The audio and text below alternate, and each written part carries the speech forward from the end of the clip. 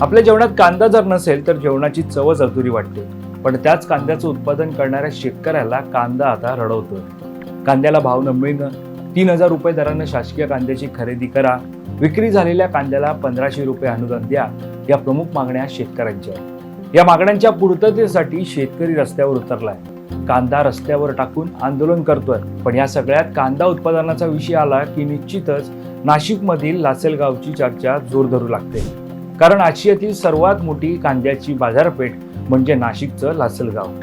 इथे कांद्याचे भाव वाढले की थेट दिल्लीच्या सरकारची खुर्ची हलते. पण या लासलगावचा इतिहास काय? इथेच एवढा कांदा का पिकतो आणि कांद्याचा भाव नक्की कोण ठरवतं? आजच्या व्हिडिओमध्ये या सर्व प्रश्नांची सविस्तर उत्तरं जाणून घेऊया. नमस्कार, मी वैभव पाटील. तुम्ही पाहतात माय महानगर लाईव्ह. सगळ्यात आधी समजून घेऊया लासलगावचा इतिहास. लासलगाव हे नाशिक जिल्ह्यातील निफाड तालुक्यातलं एक शहर. या भागात कांद्याचे व्यावसायिक उत्पादन 20व्या शतकाच्या सुरुवातीला म्हणजे 1900 ते 1920च्या दरम्यान सुरू झालं. मुंबई बंदर जवळ असल्याने आणि रेल्वेची सुविधा उपलब्ध झाल्याने येथील शेतकऱ्यांनी नगदी पीक म्हणून कांदा लागवडीकडे मोर्चा वळवला. ब्रिटिश काळात म्हणजेच 1860च्या सुमारास जेव्हा इथे रेल्वे लाईन आली तेव्हा लासलगाव हे व्यापाराचं एक प्रमुख केंद्र बनलं.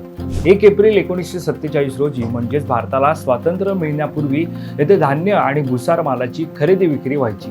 शिवाय कृषी उत्पन्न बाजार समितीची स्थापनाही झाली. सुरुवातीला इथे धान्य विकलं जायचं, पण हळूहळू या बाजारपेठेने कांद्याची अशी काही पकड घेतली की आज हे गाव जागतिक नकाशावर चमकत आहे. आता तुमच्या मनात प्रश्न आला असेल की लासलगावातच कांद्याचं एवढं उत्पादन का होतं? तर याचं कारण इथली भौगोलिक परिस्थिती. नाशिक पट्ट्यातील मध्यम ते काळी कसदार जमीन आणि कोरडं हवामान कांद्यासाठी अमृत मानले जातं. त्यातच गोदावरी आणि कादवा नद्यांमुळे पाण्याची उत्तम सोय आणि सर्वात महत्त्वाचं म्हणजे इथल्या शेतकऱ्यांकडे कांदा साठवून ठेवण्याचं कांदा चाळ हे अप्रतिम तंत्रज्ञान.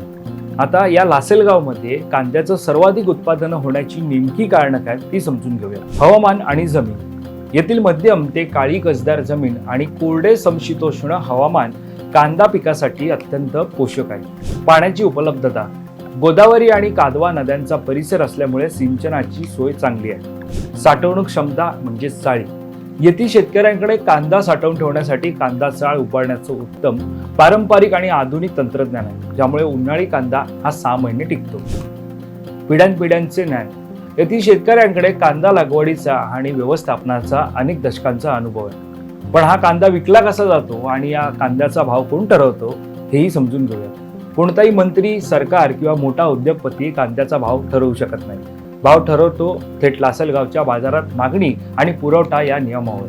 दररोज सकाळी बाजारात उघड्यावर लिलाव पुकारला जातो. व्यापारी कांद्याची क्वालिटी बघतात आणि बोली लावतात. ज्याची बोली सगळ्यात जास्त तोच त्या दिवसाचा भाव. कांदा हा फक्त खाण्याचा पदार्थ नाही, तर त्याला योग्य भाव मिळाला नाही तर तो डोळ्यातून पाणीही काढतो. कारण कांद्याचे भाव वाढले की ग्राहक ओरडतात आणि भाव कमी झाले की शेतकरी रडतो. अशा वेळी सरकारची भूमिका अत्यंत कसरत करणारी असते. जेव्हा देशात कांद्याची टंचाई निर्माण होते तेव्हा सरकार ग्राहकांना स्वस्त कांदा मिळावा म्हणून निर्यात बंदी लावतं किंवा विदेशातून कांदा मागवतं. पण यामुळे शेतकऱ्यांचं मोठं नुकसान होतं. सरकार नाफेड सारख्या संस्थांमार्फत कांदा खरेदी करून बफर स्टॉक सुद्धा तयार करतं. पण अनेकदा योग्य नियोजनाअभावी हा कांदा सोडून जातो. खरं तर लासलगाव ही आशियातील सगळ्यात मोठी बाजारपेठ असूनही इथला शेतकरी आजही समाधानी नाही. लासलगावच्या शेतकऱ्यांच्या काही प्रमुख मागण्या आहेत, त्या समजून घेऊयात. पहिली मागणी म्हणजे स्थिर निर्यात धोरण. सरकारने अचानक निर्यात बंदी किंवा निर्यात शुल्क लावू नये, जेणेकरून आंतरराष्ट्रीय बाजारात भारताची पत टिकवून राहील आणि शेतकऱ्यांना चांगला भाव मिळेल. दुसरी मागणी म्हणजे हमी भाव. कांद्याला किमान उत्पादन खर्चावर आधारित फिक्स भाव मिळावा. तिसरी मागणी म्हणजे या भागात कांदा प्रक्रिया योग्य सुरू व्हावेत, जेणेकरून कांद्याची पावडर किंवा पेस्ट बनवून तो दीर्घकाळ टिकवता येईल आणि शेतकऱ्यांना हक्काचा नफा मिळेल. चौथी मागणी थेट अनुदान आणि वीज नैसर्गिक आपत्तीच्या वेळी त्वरित भरपाई मिळावी आणि शेतीसाठी दिवसा वीज मिळावी. लासलगावची ही कांदा बाजारपेठ फक्त एक बाजार नाही, तर ती कोट्यवधी शेतकऱ्यांची जीवनवाहिनी आहे. तर सरकार शेतकऱ्यांच्या मागण्या मान्य करणार का हे पाहणं महत्त्वाचं ठरणार आहे. तुम्हाला ही लासलगावची माहिती कशी वाटली हे आम्हाला कमेंट करून नक्की कळवा. आणि या संदर्भातली अधिकची माहिती जाणून घेण्यासाठी तुम्ही माय महानगर लाईव्हला सबस्क्राईब करायला विसरू नका. धन्यवाद.